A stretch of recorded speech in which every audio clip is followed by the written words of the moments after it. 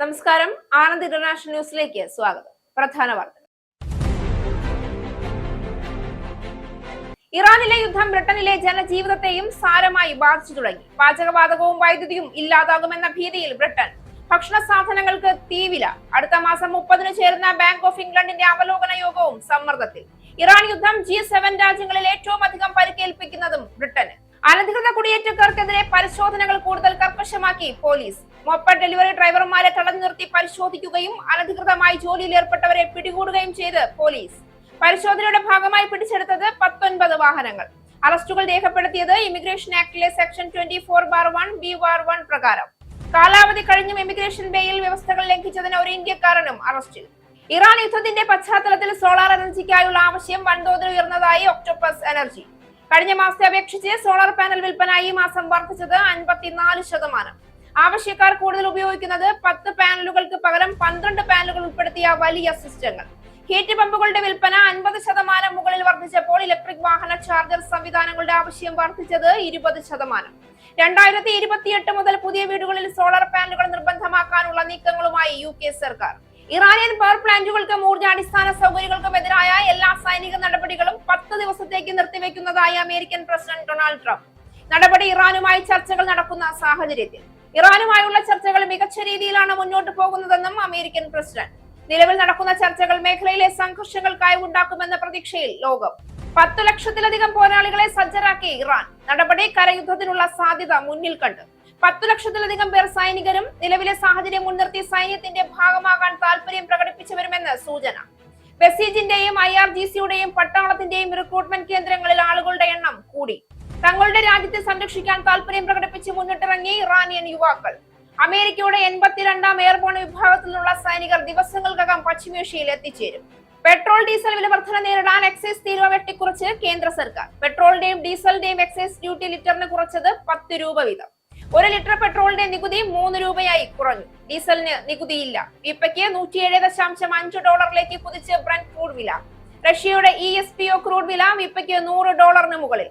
പശ്ചിമേഷ്യയിലെ സംഘർഷങ്ങൾക്കിടയിലും രാജ്യത്ത് ഇന്ധനക്ഷാമം ഉണ്ടാകില്ല എന്ന് കേന്ദ്ര സർക്കാർ. അടുത്ത 60 ദിവസത്തേക്ക് ആവശ്യമായ ക്രൂഡ് ഓയിൽ ശേഖരം ഇന്ത്യയുടെ പക്കലുണ്ടെന്നും വിതരണത്തിൽ യാതൊരു തടസ്സവുമില്ല എന്നും പെട്രോളിയം പ്രകൃതിവാതക മന്ത്രാലയം. വിദേശ സംഭാവന നിയന്ത്രിക്കാനുള്ള FCRA നിയമം ഭേദഗതി ചെയ്യാനുള്ള നീക്കത്തിൽ കടുത്ത ആശങ്കയിൽ Catholic bishops conference of India. അപകടകരമായ പ്രത്യാഘാതങ്ങൾക്ക് ബിൽ വഴിവെക്കുമെന്ന് CBCI. FCRA ലൈസൻസ് കാലാവധി അവസാനിച്ചാൽ NGOകളുടെ വിദേശ ഫണ്ടുകളും ആസ്തികളും കേന്ദ്ര സർക്കാരിന് കൈക്കലാക്കാൻ സാധിക്കുന്ന വ്യവസ്ഥകൾ ഭരണഘടനാ വിരുദ്ധമെന്ന് ആരോപണം. ലൈസൻസ് പുതുക്കലിന്റെ പേരിൽ കൊണ്ടുവരുന്ന ഭേദഗതി ന്യൂനപക്ഷങ്ങൾക്ക് ഭരണഘടന ഉറപ്പു നൽകുന്ന അവകാശങ്ങളിൽ ഭരണകൂട കൈകടത്തലിന് വഴിവെക്കുമെന്നും CBCI. RSS ബാന്ധവ ആരോപണത്തിൽ പ്രതിപക്ഷ നേതാവ് VD സതീശനെ രൂക്ഷമായി വിമർശിച്ച് മുഖ്യമന്ത്രി പിണറായി വിജയൻ. ശുദ്ധ അസംബന്ധം പറയാൻ ഒരു മടിയും VD സതീശന് ഇല്ല എന്ന് കാണിക്കുന്നതാണ് അദ്ദേഹത്തിന്റെ ആരോപണമെന്ന് മുഖ്യമന്ത്രി. K സുധാകരനെ പരോക്ഷമായി പരാമർശിച്ച് ഗുരുതര ആരോപണങ്ങൾ ഉന്നയിച്ച് മുഖ്യന്റെ പ്രസംഗം. ചില്ലറ വോട്ടിനും 4 സീറ്റിനും വേണ്ടി രാഷ്ട്രീയ തെറ്റിദ്ധരം കാണിക്കുന്ന പതിവ് ഞങ്ങൾക്കില്ല എന്ന് തുറന്നടിച്ച് പിണറായി വിജയൻ. വാർത്തകൾ വിശദമായി.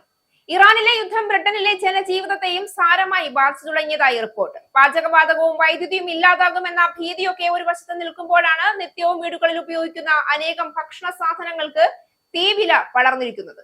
കടകളിൽ ഭക്ഷണ സാധനങ്ങൾക്ക് നിലവിൽ ഷോർട്ടേജ് അനുഭവപ്പെടുന്നില്ല എങ്കിലും അതിനുള്ള സാധ്യത തള്ളിക്കളയാനാകില്ല എന്നാണ് കത്തിപ്പടരുന്ന വിലക്കയറ്റം നൽകുന്ന സൂചന. വിദേശത്ത് നിന്നും ഇറക്കുമതി ചെയ്യുന്ന സാധനങ്ങൾക്കൊപ്പം UK യിൽ ലഭ്യമായ ഭക്ഷണ വസ്തുക്കൾക്കും തീവിലയായി എന്നത് യുദ്ധം നേരിട്ട് നൽകുന്ന പ്രത്യാഘാതമായി വിലയിരുത്തപ്പെടുകയാണ്. അതിനിടെ 2% എന്ന് പ്രതീക്ഷിക്കപ്പെട്ട നാണയപ്പെരുപ്പം 3% മാറിയതോടെ അടുത്ത മാസം 30-ന് ചേരുന്ന ബാങ്ക് ഓഫ് ഇംഗ്ലണ്ടിന്റെ അവലോകന യോഗവും സമ്മർദ്ദത്തിലായി. ബ്രിട്ടൻ സാമ്പത്തിക ലോകത്തെ കൊടുങ്കാറ്റിനെ നേരിടേണ്ട സാഹചര്യത്തിലാണ് എന്നുവരെ സമ്പദ് രംഗത്തെ വിദഗ്ധർ നൽകുന്ന മുന്നറിയിപ്പ് ആശങ്ക പരത്തുന്നതാണ്. ബ്രിട്ടൻ നേരിട്ട് ഇറാൻ യുദ്ധത്തിൽ പങ്കെടുക്കാതായിട്ടും ഇതാണ് അവസ്ഥയെങ്കിൽ പങ്കാളിയായിരുന്നെങ്കിൽ എന്താകുമായിരുന്നു ബ്രിട്ടീഷ് ജീവിതം എന്ന ചോദ്യവും ഇപ്പോൾ പ്രസക്തമാവുകയാണ്. കോവിഡ് തുടർന്ന് വന്ന യുക്രൈൻ യുദ്ധവും ബ്രിട്ടീഷ് സമ്പദ് രംഗത്തിന് നൽകിയ ആഘാതം ഇപ്പോഴും തരണം ചെയ്തിട്ടില്ലാത്ത സാഹചര്യത്തിലെത്തിയ ഇറാൻ യുദ്ധം G7 രാജ്യങ്ങളിൽ ഏറ്റവും അധികം പരിക്കേൽപ്പിക്കുന്നതും ബ്രിട്ടന് തന്നെയാണ് എന്ന സൂചനയും ഇപ്പോൾ പുറത്തു വന്നിട്ടുണ്ട്. പെട്രോളിയം ഉൽപ്പന്നങ്ങൾക്ക് കഴിഞ്ഞ ഒരാഴ്ചയായി വലിയ തോതിൽ വിലക്കയറ്റം ദൃശ്യമായ സാഹചര്യത്തിൽ വരും ദിവസങ്ങളിൽ നിത്യോപയോഗ സാധനങ്ങൾക്ക് കനത്ത വിലക്കയറ്റം ഉണ്ടാകുമെന്ന് വ്യക്തമാണ്. ഇറാൻ യുദ്ധത്തിന്റെ പശ്ചാത്തലത്തിൽ സോളാർ എനർജിക്കായുള്ള ആവശ്യം വൻതോതിൽ ഉയർന്നതായി ഒക്ടോപ്പസ് എനർജി അറിയിച്ചു. ഈ മാസം മാത്രം കഴിഞ്ഞ മാസത്തെ അപേക്ഷിച്ച് സോളാർ പാനൽ വിൽപ്പന 54% വർദ്ധിച്ചത്. സാധാരണയായി ഉപയോഗിച്ചിരുന്ന 10 പാനലുകൾക്ക് പകരം 12 പാനലുകൾ ഉൾപ്പെടുത്തിയ വലിയ സിസ്റ്റങ്ങളാണ് കൂടുതൽ പേർ തിരഞ്ഞെടുക്കുന്നത്. ഹീറ്റ് പമ്പുകളുടെ വിൽപ്പന 50% മുകളിൽ വർദ്ധിച്ചപ്പോൾ ഇലക്ട്രിക് വാഹന ചാർജർ സംവിധാനങ്ങളുടെ ആവശ്യവും 20% ഉയർന്നു. ഇതോടൊപ്പം ഹരിത വൈദ്യുതി വിതരണക്കാരനായ ഗുഡ് എനർജി കഴിഞ്ഞ 3 മാസത്തിനിടെ സോളാർ പാനലുകൾക്കുള്ള താല്പര്യം ഇരട്ടിയായതായി വ്യക്തമാക്കി. യുദ്ധങ്ങളും ആഗോള ഇന്ധന വിപണിയും കുടുംബങ്ങളെ ബാധിക്കുന്ന സാഹചര്യത്തിൽ വീടുകൾ തന്നെ സ്വന്തം വൈദ്യുതി നിലയങ്ങളാകാനുള്ള ശ്രമമാണ് ശക്തമാകുന്നതെന്ന് വിദഗ്ധർ ചൂണ്ടിക്കാട്ടുന്നു. സോളാർ, സ്റ്റോറേജ്, ഹീറ്റ് പമ്പ് എന്നിവയുടെ ദീർഘകാല വൈദ്യുതി ചെലവ് കുറയ്ക്കാനും ഊർജ്ജ സുരക്ഷ ഉറപ്പാക്കാനും കഴിയുമെന്നാണ് വിലയിരുത്തൽ. ഇതിനിടെ പ്ലഗ് ഇൻ സോളാർ കിറ്റുകൾക്ക് അനുമതി നൽകുകയും 2028 മുതൽ പുതിയ വീടുകളിൽ സോളാർ പാനലുകൾ നിർബന്ധമാക്കാനുമുള്ള നീക്കങ്ങൾ UK സർക്കാർ ആരംഭിച്ചിട്ടുണ്ട്. ഇലക്ട്രിഫൈ ബ്രിട്ടൻ പുറത്തിറക്കിയ റിപ്പോർട്ട് പ്രകാരം സോളാർ സംവിധാനങ്ങളും ഹീറ്റ് പമ്പുകളും ഉപയോഗിക്കുന്ന വീടുകൾക്ക് ഇന്ധനവില വർധനയുടെ ആഘാതം വളരെ കുറഞ്ഞിരിക്കും. 2035ഓടെ ഗ്യാസ് എണ്ണവില 30% ഉയർന്നാലും ഇത്തരം വീടുകളിൽ വൈദ്യുതി ബിൽ വെറും 1.7% മാത്രമേ വർദ്ധിക്കൂവെന്നും റിപ്പോർട്ട് ചൂണ്ടിക്കാണിക്കുന്നു. അനധികൃത കുടിയേറ്റക്കാർക്കെതിരെ പരിശോധനകൾ കൂടുതൽ കർക്കശമാക്കി പോലീസ്. ഇന്നലെ നിലത്തിലിറങ്ങിയ പോലീസ് മോപ്പഡ് ഡെലിവറി ഡ്രൈവർമാരെ തടഞ്ഞു നിർത്തി പരിശോധിക്കുകയും അനധികൃതമായി ജോലിയിൽ ഏർപ്പെട്ടവരെ പിടികൂടുകയും ചെയ്തു. 19 വാഹനങ്ങളും പോലീസ് പിടിച്ചെടുത്തിട്ടുണ്ട്. തെക്കൻ ലണ്ടനിലെ വാൻസ്വർത്തിൽ തെരുവുകളിൽ ട്രാഫിക് കോണുകൾ വെച്ച് വഴിതടഞ്ഞായിരുന്നു മെട്രോപൊളിറ്റൻ പോലീസിൽ നിന്നുള്ള ഒരു വിഭാഗം ഉദ്യോഗസ്ഥർ ഇന്നലെ ഉച്ചയ്ക്ക് പരിശോധന നടത്തിയത്. വാഹനത്തിന് പുറകിൽ കണ്ടെയ്നർ ബോക്സുകളുമായി പോയ നിരവധി പേരെ തടഞ്ഞു നിർത്തി പോലീസ് ചോദ്യം ചെയ്യുന്നതിന്റെ വീഡിയോ ദൃശ്യങ്ങൾ പുറത്തു വന്നിട്ടുണ്ട്. 10 മോപ്പഡുകളിലധികം വഹിച്ചെത്തിയ ഒരു വാൻ ഡ്രൈവറെയും തടഞ്ഞു നിർത്തി പോലീസ് ചോദ്യം ചെയ്യുന്ന ദൃശ്യവും പുറത്തു വന്നിട്ടുണ്ട്. ഹോം ഓഫീസിലെ ഇമിഗ്രേഷൻ എൻഫോഴ്സ്മെന്റ് ഉദ്യോഗസ്ഥർക്കൊപ്പം പരിശോധനയ്ക്കെത്തിയ മെട്രോപൊളിറ്റൻ പോലീസ് 1971 ഇമിഗ്രേഷൻ ആക്ടിലെ സെക്ഷൻ 24/1B/1 പ്രകാരമാണ് അറസ്റ്റുകൾ രേഖപ്പെടുത്തിയത്. വിസ കാലാവധി കഴിഞ്ഞ് ബ്രിട്ടനിൽ താമസിക്കുന്ന ഒരു പാകിസ്ഥാനി കുടിയേറ്റക്കാരനും ഇമിഗ്രേഷൻ ബെയിൽ വ്യവസ്ഥകൾ ലംഘിച്ചതിന് ഒരു ഇന്ത്യക്കാരനും കൂട്ടത്തിൽ അറസ്റ്റിലായിട്ടുണ്ട്. മോഷ്ടിച്ചതെന്ന് സംശയിക്കപ്പെടുന്ന ചില മോപ്പഡുകളും കസ്റ്റഡിയിൽ എടുത്തിട്ടുണ്ട്. UK-യിൽ ഭവന വായ്പ പലിശ നിരക്കുകൾ കുത്തനെ ഉയർന്നു. അമേരിക്ക, ഇസ്രയേൽ, ഇറാൻ സംഘർഷത്തെ തുടർന്ന് ആഗോള വിപണികളിൽ ഉണ്ടായ അനിശ്ചിതത്വവും ഊർജ്ജ വിലകളുടെ കുതിച്ചുചാട്ടവുമാണ് ഈ വർധനയ്ക്ക് കാരണമായത്. ഇതോടെ ഭവന വായ്പാ ചെലവുകൾ കുത്തനെ ഉയരുന്ന സാഹചര്യമാണ് ഉടലെടുത്തിരിക്കുന്നത്. 2 വർഷ ഫിക്സഡ് റേറ്റ് ശരാശരി 4.83% നിന്ന് 5.56 ആയി ഉയർന്നപ്പോൾ 5 വർഷ ഫിക്സഡ് റേറ്റ് 4.95% നിന്ന് 5.54% വർദ്ധിച്ചത്. ഈ സാഹചര്യത്തിൽ പുതിയ ഭവന വായ്പ എടുക്കുന്നവർക്ക് വർഷത്തിൽ ഏകദേശം 788 പൗണ്ട് അധിക ചെലവ് വരുമെന്നാണ് പുറത്തുവരുന്ന കണക്കുകൾ സൂചിപ്പിക്കുന്നത്. പലിശ നിരക്കുകൾ ഉയർന്നതോടെ വായ്പാദാതാക്കൾ 1500-ൽ കൂടുതൽ ഉൽപ്പന്നങ്ങൾ പിൻവലിക്കുകയും പുതിയ നിരക്കുകൾക്കനുസരിച്ച് പുനർനിർണ്ണയം നടത്തുകയും ചെയ്തു. സ്വാപ്പ് നിരക്കുകൾ ഉണ്ടായ കുത്തനെ വർധനയാണ് ഈ മാറ്റത്തിന് പിന്നിലെ മറ്റൊരു പ്രധാന ഘടകം. സംഘർഷം ആരംഭിച്ചതിന് പിന്നാലെ ഏകദേശം 1% വരെ സ്വാപ്പ് നിരക്കുകൾ ഉയർന്നതായി റിപ്പോർട്ടുകളുണ്ട്. ബ്രന്റ് ക്രൂഡ് വില ബാരലിന് $100 കടന്നതും ഹോർമൂസ് കൊള്ളിടുക്ക് മേഖലയിൽ വിതരണ തടസ്സ സാധ്യതയും വിപണിയിൽ കടുത്ത ആശങ്കയാണ് ഉയർത്തിയത്. ബാങ്ക് ഓഫ് ഇംഗ്ലണ്ട് മാർച്ച് 19 അടിസ്ഥാന പലിശ നിരക്ക് 3.75% നിലനിർത്തിയെങ്കിലും ഊർജ്ജ വില മൂലമുള്ള പണപ്പെരുപ്പം തുടർന്നാൽ വീണ്ടും വർധനയ്ക്കും സാധ്യതയുണ്ട് എന്ന് മുന്നറിയിപ്പ് നൽകി കഴിഞ്ഞു. അടുത്ത 6 മാസത്തിനുള്ളിൽ വായ്പ പുതുക്കേണ്ടവർ ഉടൻ തന്നെ നിരക്ക് ലോക്ക് ചെയ്യുകയും വിപണി മാറ്റങ്ങൾ കണക്കിലെടുത്ത് വിദഗ്ധോപദേശം തേടുകയും ചെയ്യണമെന്നാണ് സാമ്പത്തിക വിദഗ്ധർ നിർദ്ദേശിക്കുന്നത്. UK-യിൽ 8 മുതൽ 12 വയസ്സ് വരെയുള്ള കുട്ടികൾക്കിടയിൽ ഏറ്റവും ജനപ്രിയമായ ഗെയിമിംഗ് പ്ലാറ്റ്ഫോമായ റോബ്ലോക്സ് ഉപയോഗത്തിൽ സുരക്ഷാ ആശങ്കകൾ ഉയരുന്നുവെന്ന റിപ്പോർട്ടുകൾ പുറത്തുവന്നു.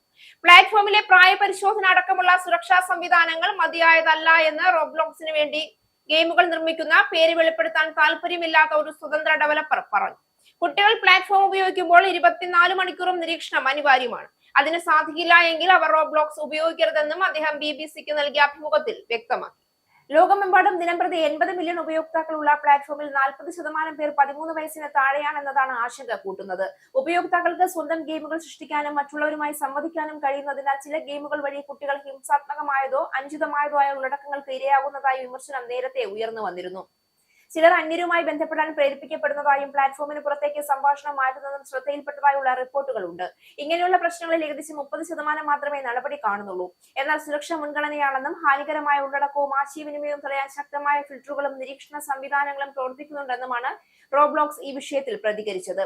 കുട്ടികളുടെ സുരക്ഷയെ ചൂണ്ടിക്കാട്ടി റഷ്യ, തുർക്കി തുടങ്ങിയ രാജ്യങ്ങൾ പ്ലാറ്റ്ഫോം നിരോധിച്ചിരിക്കുകയാണ്. ഇന്തോനേഷ്യയിൽ 16 വയസ്സിന് താഴെയുള്ളവർക്ക് ഇത് വിലക്കാനും തീരുമാനിച്ചിട്ടുണ്ട്. അതേസമയം UK സർക്കാർ കുട്ടികളുടെ ഓൺലൈൻ സുരക്ഷ ശക്തമാക്കുന്നതിനായി സോഷ്യൽ മീഡിയ നിരോധനം, സമയ നിയന്ത്രണം തുടങ്ങിയ നടപടികൾ പരിഗണിച്ചുകൊണ്ടിരിക്കുകയാണ്. ഇറാനുമായി ചർച്ചകൾ നടക്കുന്ന സാഹചര്യത്തിൽ ഇറാനിയൻ പവർ പ്ലാന്റുകൾക്കും ഊർജ്ജ അടിസ്ഥാന സൗകര്യങ്ങൾക്കുമെതിരായ എല്ലാ സൈനിക നടപടികളും 10 ദിവസത്തേക്ക് നിർത്തിവെക്കുന്നതായി American president Donald Trump. Social media പ്ലാറ്റ്ഫോമായ ട്രൂത്ത് സോഷ്യൽ വഴിയാണ് ട്രംപ് ഈ വിവരം പങ്കുവച്ചത്. ഇറാൻ സർക്കാരിന്റെ പ്രത്യേക അഭ്യർത്ഥന മാനിച്ചാണ് ഈ തീരുമാനമെന്ന് ട്രംപ് പറഞ്ഞു. ഇതനുസരിച്ച് ഏപ്രിൽ 6 തിങ്കളാഴ്ച രാത്രി 8 മണി വരെ ആക്രമണങ്ങൾ ഉണ്ടാകില്ല എന്നും അദ്ദേഹം അറിയിച്ചു. ഇറാനുമായുള്ള ചർച്ചകൾ മികച്ച രീതിയിലാണ് മുന്നോട്ട് പോകുന്നതെന്ന് ട്രംപ് വ്യക്തമാക്കി. ചർച്ചകളെക്കുറിച്ച് മാധ്യമങ്ങളിൽ വരുന്ന ചില തെറ്റായ വാർത്തകൾ വിശ്വസിക്കരുതെന്നും അദ്ദേഹം കൂട്ടിച്ചേർത്തു. നിലവിൽ നടക്കുന്ന ചർച്ചകൾ മേഖലയിലെ സംഘർഷങ്ങൾക്കായി ഉണ്ടാക്കുമെന്നാണ് പ്രതീക്ഷിക്കുന്നത്. കഴിഞ്ഞ ഏതാനും ആഴ്ചകളായി ഇറാന്റെ പവർ പ്ലാന്റുകൾക്കും ഊർജ്ജ അടിസ്ഥാന സൗകര്യങ്ങൾക്കുമെതിരായി അമേരിക്കയും ഇസ്രയേലും ആക്രമണങ്ങൾ നടത്തിയിരുന്നു. ഇതിന് പ്രത്യാക്രമണമായി ഇറാൻ അമേരിക്കൻ സൈനിക താവളങ്ങൾക്ക് നേരെ മിസൈൽ ആക്രമണങ്ങൾ നടത്തിയിരുന്നു. മാർച്ച് 22-ന് ഇറാന്റെ ഊർജ്ജ അടിസ്ഥാന സൗകര്യങ്ങൾക്കെതിരായ എല്ലാ സൈനിക നടപടികളും 48 മണിക്കൂർ നിർത്തലാക്കാനുള്ള അറിയിപ്പ് ട്രംപ് നൽകിയിരുന്നു. പിന്നീട് അത് 5 ദിവസത്തേക്ക് നീട്ടുകയും ചെയ്തു. കരയുദ്ധത്തിനുള്ള സാധ്യത മുന്നിൽ കണ്ട് 10 ലക്ഷത്തിലധികം പോരാളികളെ ഇറാൻ സജ്ജരാക്കിയതായി റിപ്പോർട്ട്. 4 ആഴ്ചയിലധികമായി തുടരുന്ന ഇറാൻ US ഇസ്രായേൽ സംഘർഷം കരയുദ്ധത്തിലേക്ക് കടന്നേക്കാനുള്ള സാധ്യത നിലനിൽക്കെയാണ് ഇറാന്റെ നീക്കം. സൈനികരും നിലവിലെ സാഹചര്യം മുൻനിർത്തി സൈന്യത്തിന്റെ ഭാഗമാകാൻ താൽപര്യം പ്രകടിപ്പിച്ചവരും ചേർന്നതാണ് ഈ 10 ലക്ഷത്തിലധികം പേർ. ബസീജിന്റെയും IRGCയുടെയും പട്ടാളത്തിന്റെയും റിക്രൂട്ട്മെന്റ് കേന്ദ്രങ്ങളിൽ ആളുകളുടെ എണ്ണം കൂടിയിട്ടുണ്ടെന്നാണ് റിപ്പോർട്ടുകൾ സൂചിപ്പിക്കുന്നത്. മാത്രമല്ല നിരവധി ഇറാനിയൻ യുവാക്കൾ തങ്ങളുടെ രാജ്യത്തെ സംരക്ഷിക്കാൻ താൽപര്യം പ്രകടിപ്പിച്ച് മുന്നിട്ടിറങ്ങിയിട്ടുമുണ്ട്. ഇറാന്റെ മണ്ണിൽ അമേരിക്കക്കാർക്ക് ചരിത്രപരമായ നരകം സൃഷ്ടിക്കാനുള്ള ആവേശം ഇറാനിലെ പോരാളികൾക്കുണ്ട് എന്ന് വാർത്താ ഏജൻസിയായ തസ്നിം റിപ്പോർട്ട് ചെയ്തു. അമേരിക്ക ഇതിനകം തന്നെ ആയിരക്കണക്കിന് സൈനികരെ മേഖലയിൽ വിന്യസിച്ചിട്ടുണ്ട്. 82-ാം എയർബോൺ വിഭാഗത്തിൽ നിന്നുള്ള സൈനികർ ദിവസങ്ങൾക്കകം പശ്ചിമേഷ്യയിൽ എത്തിച്ചേരുമെന്നാണ് സൂചന. ഇറാനുമായുള്ള ചർച്ച പുരോഗമിക്കുകയാണെന്ന് US പ്രസിഡന്റ് ഡൊണാൾഡ് ട്രംപ് ആവർത്തിച്ച് അവകാശപ്പെടുമ്പോഴും അക്കാര്യം തള്ളിക്കളയുകയാണ് ഇറാൻ. അമേരിക്കൻ സൈന്യം ഇറാന്റെ മണ്ണിൽ ഇറങ്ങുന്ന പക്ഷം കനത്ത തിരിച്ചടി ഉണ്ടാകുമെന്ന് US-ന് മുന്നറിയിപ്പും കൊടുത്തിട്ടുണ്ട്.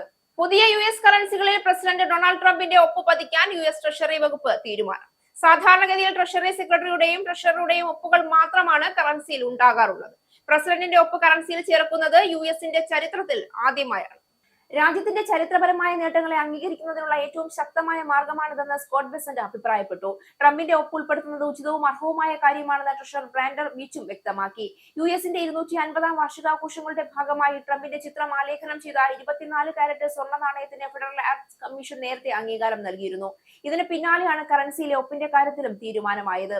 US institute of peace, Kennedy centre തുടങ്ങിയ സ്ഥാപനങ്ങളുടെ പേര് മാറ്റിയതിനും പുതിയ യുദ്ധക്കപ്പലുകൾക്ക് പേര് നൽകിയതിനും പിന്നാലെ അമേരിക്കൻ സാംസ്കാരിക അടയാളങ്ങളിൽ തന്റെ പേരും സാന്നിധ്യവും ഉറപ്പിക്കാനുള്ള ട്രംപിന്റെ ശ്രമങ്ങളുടെ ഭാഗമായാണ് ഈ നീക്കവും വിലയിരുത്തപ്പെടുന്നത്.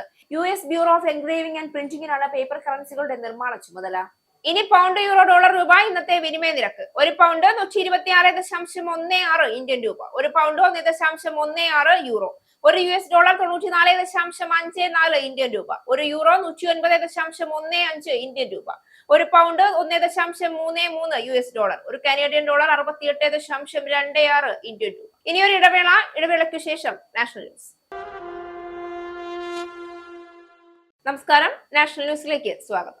പെട്രോൾ ഡീസൽ വില വർധന നേരിടാൻ എക്സൈസ് തീരുവ വെട്ടിക്കുറച്ച് കേന്ദ്ര സർക്കാർ. പെട്രോളിന്റെയും ഡീസലിന്റെയും എക്സൈസ് ഡ്യൂട്ടി ലിറ്ററിന് 10 രൂപ വീതമാണ് കുറച്ചത്. ഇതോടെ 1 ലിറ്റർ പെട്രോളിന്റെ നികുതി 3 രൂപയായി കുറഞ്ഞു. ഡീസലിന് നികുതിയില്ല. എന്നാൽ ചില്ലറ വിൽപ്പന വിലയിൽ കുറവ് വരാൻ സാധ്യതയില്ല. ഇറാൻ യുദ്ധത്തിന്റെ സാഹചര്യത്തിൽ അന്താരാഷ്ട്ര ബെഞ്ച് മാർക്കായ ബ്രന്റ് ക്രൂഡ് വില വ്യാഴാഴ്ച വീപ്പയ്ക്ക് $107.5 എത്തിയിരുന്നു. 10 വർഷത്തിനു ശേഷം ആദ്യമായി റഷ്യയുടെ ESPO ക്രൂഡ് വില വീപ്പയ്ക്ക് $100 മുകളിൽ എത്തിയതായും റിപ്പോർട്ടുണ്ട്. ഇറാനെതിരായ US ഇസ്രായേൽ യുദ്ധവും തുടർന്ന് ഹോർമുസ് കടലിടുക്കിൽ ടെഹ്റാൻ ഏർപ്പെടുത്തിയ ഉപരോധവും മൂലമുണ്ടായ ആഗോള ഊർജ്ജ പ്രതിസന്ധി ഇന്ധനവില വൻതോതിൽ വർദ്ധിക്കുന്ന സാഹചര്യം ഉണ്ടാക്കിയിട്ടുണ്ട്. ചില ഇന്ധന കമ്പനികൾ പെട്രോൾ ഡീസൽ വില വർദ്ധിപ്പിക്കുകയും മറ്റു ചില കമ്പനികൾ വില വർധനവിന് തയ്യാറെടുക്കുകയും ചെയ്യുന്നതിനിടെയാണ് പ്രതിസന്ധി നേരിടാൻ സർക്കാർ നടപടി ഉണ്ടായിരിക്കുന്നത്.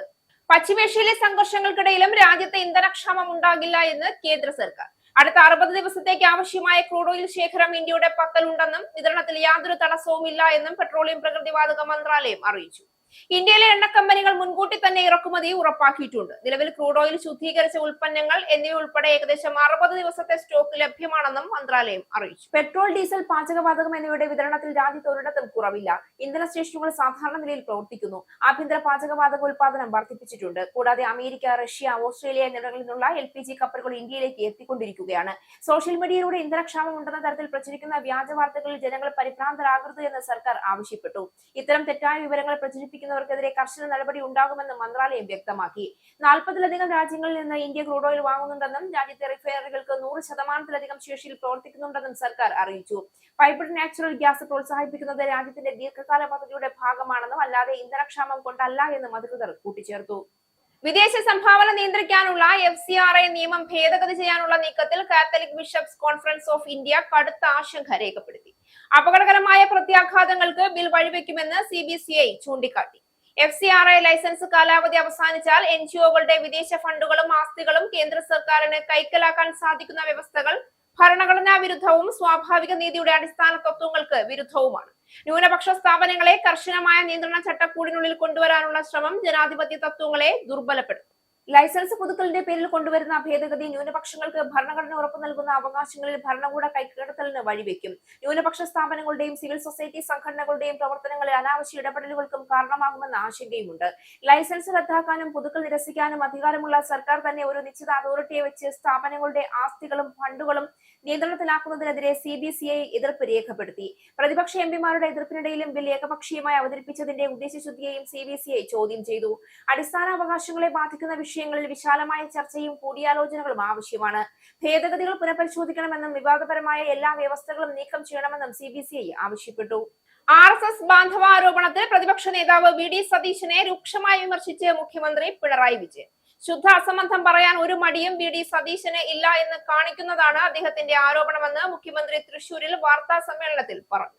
1977 കണ്ണൂരിലെ സ്ഥിതി എന്താണെന്ന് അന്വേഷിച്ചു നോക്കണമെന്ന് മുഖ്യമന്ത്രി പറഞ്ഞു. ആരായിരുന്നു അവിടെ RSSനെതിരെ ശക്തമായ നിലപാട് സ്വീകരിക്കുന്നത് എന്ന്? അക്കാലത്താണല്ലോ ഇവരുടെ മുൻ പ്രസിഡന്റ് പിന്നീട് വെളിപ്പെടുത്തിയത് താനാണ് RSS ശാഖയ്ക്ക് സംരക്ഷണം നൽകിയതെന്നും അതിന് ആളുകളെ അയച്ചതെന്നും അത് മാർക്സിസ്റ്റുകാരിൽ നിന്ന് സംരക്ഷണം കൊടുക്കാൻ വേണ്ടിയായിരുന്നു എന്നൊക്കെ പറഞ്ഞത് ഇദ്ദേഹമൊക്കെ കൂടി പ്രസിഡന്റാക്കിയ ആളായിരുന്നല്ലോ. അതായിരുന്നു കണ്ണൂരിന്റെ അവസ്ഥയെന്ന് K. സുധാകരനെ പരോക്ഷമായി പരാമർശിച്ച് മുഖ്യമന്ത്രി പറഞ്ഞു. കണ്ണൂരിൽ രാഷ്ട്രീയ പ്രവർത്തനം ആരംഭിക്കുമ്പോൾ തന്നെ RSS എന്നെ എങ്ങനെയാണ് കണ്ടിട്ടുള്ളതെന്ന് എല്ലാവർക്കും അറിയാം െന്ന് മുഖ്യമന്ത്രി പറഞ്ഞു. അവരുടെ ആക്രമണം ഏതു ഘട്ടത്തിലും വരാമെന്ന നില ഉണ്ടായിരുന്നുവെന്ന് അന്ന് കണ്ണൂരിലുണ്ടായിരുന്ന എല്ലാവർക്കും അറിയാം. അതിലെ ആക്രമണത്തിന്റെ ടാർഗറ്റിലൊന്ന് താനായിരുന്നു. അതായിരുന്നു കാലം. ഇപ്പോൾ കുറച്ച് ദശാബ്ദം കഴിഞ്ഞതുകൊണ്ടാണ് എന്ത് നുണയും അവതരിപ്പിക്കാം. നുണയാണല്ലോ ഇപ്പോൾ പ്രധാനമായി അവതരിപ്പിച്ചുകൊണ്ടിരിക്കുന്നത്. അതുകൊണ്ട് എന്ത് നുണയും പറയാമെന്ന നിലയിലാണ് വന്നു ചേരുന്നതെന്ന് മുഖ്യമന്ത്രി കൂട്ടിച്ചേർത്തു. EMS കേരളത്തിന്റെ പൊതുവായ ജനസമ്മതനല്ലേ? എന്നാൽ അദ്ദേഹത്തെ പട്ടാമ്പിയിൽ തോൽപ്പിക്കാൻ ആരുമായാണ് ബന്ധപ്പെട്ടതെന്ന് മുഖ്യമന്ത്രി ചോദിച്ചു. അതിനുവേണ്ടി അവിടുത്തെ കോൺഗ്രസ് ബന്ധപ്പെട്ടതിന്റെ ഭാഗമായല്ലേ സ്ഥാനാർത്ഥിയെ ജനസംഘം പിൻവലിച്ചത്? പിൻവലിക്കുക മാത്രമാണോ EMSനെതിരെ പ്രകടനം നടത്താൻ വേണ്ടി ആ കാലത്ത് ജനസംഘത്തിന്റെ അഖിലേന്ത്യാ നേതാവായിരുന്ന ദീൻദയാൽ ഉപാധ്യായ വന്നില്ലേ? ഇത് ചരിത്രമല്ലേ? മുഖ്യമന്ത്രി ആരാഞ്ഞു. പിന്നീട് പാലക്കാട് AKG മത്സരിച്ചപ്പോൾ കോൺഗ്രസിനും RSSനും കൂടെ ഒരു സ്ഥാനാർത്ഥിയായിരുന്നു. രണ്ടു കൂട്ടർക്കും കൂടി ഒരു സ്ഥാനാർത്ഥി. RSSന്റെ ജില്ലാ കാര്യവാഹ് ആയിരുന്നു ആ സ്ഥാനാർത്ഥി. ഇങ്ങനെ നാണംപെട്ട ഒരുപാട് കാര്യങ്ങൾ ചെയ്തവർ അക്കാലത്തും പിന്നീടും ഇക്കാലത്തും നാളെയും വർഗീയതയ്ക്കെതിരെ ഉറച്ച നിലപാടെടുക്കുന്ന CPM-നും ഇടതുപക്ഷത്തിനും LDF-നുമെതിരെ പ്രചരണം നടത്തിയാൽ ചെലവാകുന്ന കാര്യമാണോ? ഞങ്ങൾക്ക് ആ പണിയില്ല. ഞാൻ സാധാരണ പറയാറുള്ള ഒരു വാചകം വീണ്ടും പറയുകയാണ്. ചില്ലറ വോട്ടിനും 4 സീറ്റിനും വേണ്ടി രാഷ്ട്രീയ ചിത്തരം കാണിക്കുന്ന പതിവ് ഞങ്ങൾക്കില്ല എന്ന് മുഖ്യമന്ത്രി കൂട്ടിച്ചേർത്തു. നേമം നിയോജക മണ്ഡലത്തിലെ LDF സ്ഥാനാർത്ഥിയും മന്ത്രിയുമായ V. ശിവൻകുട്ടി ഔദ്യോഗിക സ്ഥാനം ദുരുപയോഗം ചെയ്തെന്ന് പരാതി. മന്ത്രിയുടെ ഔദ്യോഗിക ലെറ്റർ പാഡിൽ വോട്ടർമാരുടെ പിന്തുണയും സഹായവും അഭ്യർത്ഥിച്ചുള്ള കത്ത് മണ്ഡലത്തിലെ വീടുകളിൽ വിതരണം ചെയ്തുവെന്നാണ് പരാതി. നേമമണ്ഡലത്തിലെ BJP legal incharge advocate Prakash ആർസിയാണ് മണ്ഡലം വരണാധികാരിക്ക് പരാതി നൽകിയത്. എന്നാൽ പരാതിയിൽ പറഞ്ഞിരിക്കുന്നത് പ്രകാരം സംസ്ഥാനത്തിന്റെ ചിഹ്നം പതിച്ച ഔദ്യോഗിക ലെറ്റർ പാഡ് ഉപയോഗിച്ചിട്ടില്ല എന്ന് V. ശിവൻകുട്ടി വരണാധികാരിക്ക് വിശദീകരണം നൽകി. തിരഞ്ഞെടുപ്പ് വിജ്ഞാപനം വന്നത് മാർച്ച് 15-നാണ്. ഈ മാസം 6-നാണ് മണ്ഡലത്തിലെ പ്രധാന വ്യക്തികൾക്ക് കത്തയച്ച് ഭാവി പ്രവർത്തനങ്ങൾക്ക് സഹായവും പിന്തുണയും അഭ്യർത്ഥിച്ചതെന്നും V. ശിവൻകുട്ടി വിശദീകരണത്തിൽ വ്യക്തമാക്കി. കേരള സർവകലാശാലയുടെ തിരുവനന്തപുരത്തെ ഭൂമി AKG സെന്ററിന് കൈമാറിയത് റദ്ദാക്കണമെന്നാവശ്യപ്പെടുന്ന ഹർജിയിൽ വിശദാംശങ്ങൾ അറിയിക്കാൻ നിർദ്ദേശിച്ച് CPM സംസ്ഥാന സെക്രട്ടറിക്കും AKG സെന്ററിനും ഹൈക്കോടതിയുടെ നോട്ടീസ്. സാമൂഹ്യ പ്രവർത്തകനും സർവകലാശാല മുൻ ജോയിന്റ് രജിസ്ട്രാറുമായ RS ശശികുമാറാണ് ഹർജി ഫയൽ ചെയ്തത്. സർക്കാർ ഫയൽ ചെയ്ത എതിർ സത്യവാങ്മൂലത്തിൽ ഭൂമി പതിച്ചു നൽകിയ രേഖകളില്ല എന്ന് ഹർജിക്കാരന് വേണ്ടി ഹാജരായ അഡ്വക്കേറ്റ് ജോർജ് പൂന്തോട്ടൻ ചൂണ്ടിക്കാട്ടിയതിനെ തുടർന്നാണ് വിശദാംശങ്ങൾ തേടിയിരിക്കുന്നത്.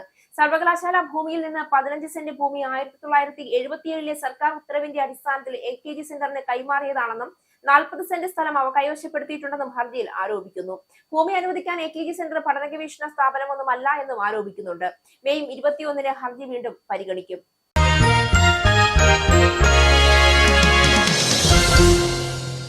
ക്രിക്കറ്റ് പ്രേമികൾക്ക് ആവേശമായി വെസ്റ്റ് ഇൻഡീസിന്റെ ഇന്ത്യൻ പര്യടനത്തിലെ ആദ്യ ഏകദിന മത്സരത്തിന് തിരുവനന്തപുരം വേദിയാവും. 2026-27 രാജ്യാന്തര ഹോം സീസണിന്റെ ഭാഗമായി BCCI പുറത്തുവിട്ട മത്സരക്രമം അനുസരിച്ച് സെപ്റ്റംബർ 27-ന് കാര്യവട്ടം ഗ്രീൻഫീൽഡ് ഇന്റർനാഷണൽ സ്റ്റേഡിയത്തിലാണ് ആദ്യ പോരാട്ടം നടക്കുക. 3 ഏകദിനങ്ങളും 5 T20 മത്സരങ്ങളുമാണ് വിൻഡീസ് പര്യടനത്തിൽ ഉള്ളത്. പരമ്പരയിലെ രണ്ടാം ഏകദിനം സെപ്റ്റംബർ 30-ന് ഗുവാഹത്തിയിലും അവസാന ഏകദിനം ഒക്ടോബർ 3-ന് ചണ്ഡീഗഡിലും അരങ്ങേറും. ഏകദിന പരമ്പരയ്ക്ക് പിന്നാലെ ഒക്ടോബർ 6-നാണ് ട്വന്റി മത്സരങ്ങൾ ആരംഭിക്കുന്നത്. ലക്നൌ, റാഞ്ചി, ഇൻഡോർ, ഹൈദരാബാദ്, ബാംഗ്ലൂരു എന്നിവിടങ്ങളിലായി നടക്കുന്ന ട്വന്റി പരമ്പര ഒക്ടോബർ 17-ന് സമാപിക്കും. 3 വർഷത്തെ ഇടവേളയ്ക്ക് ശേഷമാണ് കാര്യവട്ടത്തേക്ക് ഏകദിന മത്സരം എത്തുന്നത്. 2023 ജനുവരിയിലാണ് അവസാനമായി കാര്യവട്ടത്ത് ഏകദിന മത്സരം നടന്നത്. ഈ വർഷം ജനുവരി 31-ന് നടന്ന ഇന്ത്യ ന്യൂസിലൻഡ് ടീം ട്വന്റി മത്സരത്തിന് ശേഷം ഗ്രീൻഫീൽഡ് സ്റ്റേഡിയത്തിൽ നടക്കുന്ന ആദ്യ രാജ്യാന്തര മത്സരം കൂടിയാണിത്. കേരളത്തിലെ കായിക പ്രേമികൾക്ക് വലിയ ആവേശം പകരുന്നതാണ് BCCIയുടെ പ്രഖ്യാപനം. പ്രധാന വാർത്തകൾ ഒരിക്കൽ കൂടി. ഇറാനിലെ യുദ്ധം ബ്രിട്ടനിലെ ജനജീവിതത്തെയും സാരമായി ബാധിച്ചു തുടങ്ങി. പാചകവാതകവും വൈദ്യുതിയും ഇല്ലാതാകുമെന്ന ഭീതിയിൽ ബ്രിട്ടൻ. ഭക്ഷണ സാധനങ്ങൾക്ക് തീവില.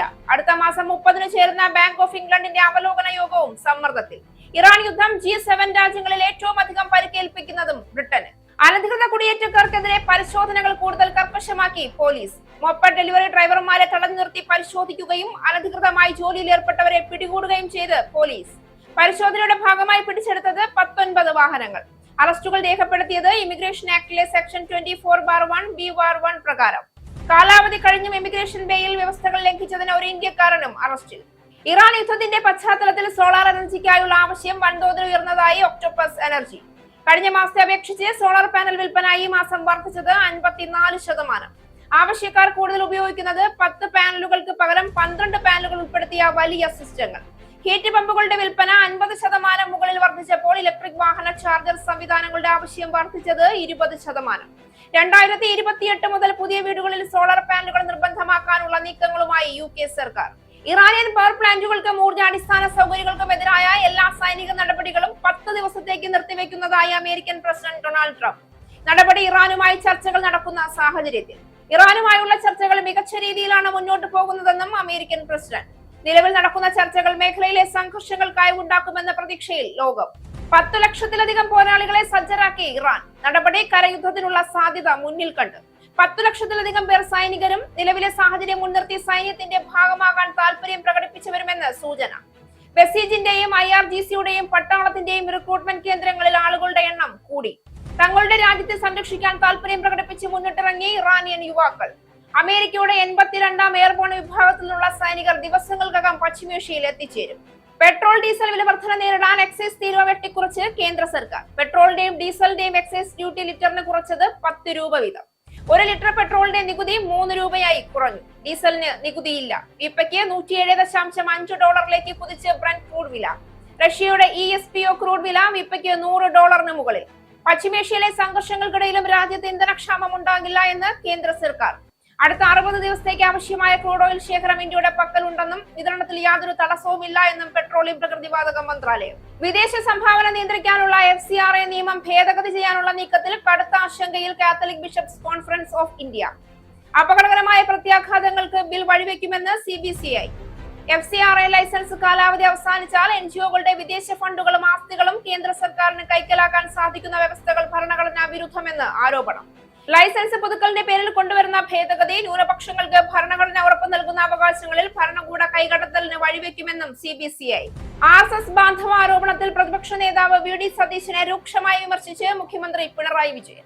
ശുദ്ധ അസംബന്ധം പറയാൻ ഒരു മടിയും VD സതീശന് ഇല്ല എന്ന് കാണിക്കുന്നതാണ് അദ്ദേഹത്തിന്റെ ആരോപണമെന്ന് മുഖ്യമന്ത്രി. K സുധാകരനെ പരോക്ഷമായി പരാമർശിച്ച് ഗുരുതര ആരോപണങ്ങൾ ഉന്നയിച്ച് മുഖ്യന്റെ പ്രസംഗം. ചില്ലറ വോട്ടിനും 4 സീറ്റിനും വേണ്ടി രാഷ്ട്രീയ നെറ്റിത്തരം കാണിക്കുന്ന പതിവ് ഞങ്ങൾക്കില്ല എന്ന് തുറന്നടിച്ച് പിണറായി വിജയൻ. ഈ ന്യൂസ് ബുള്ളറ്റിൻ അവസാനിച്ചു. നന്ദി.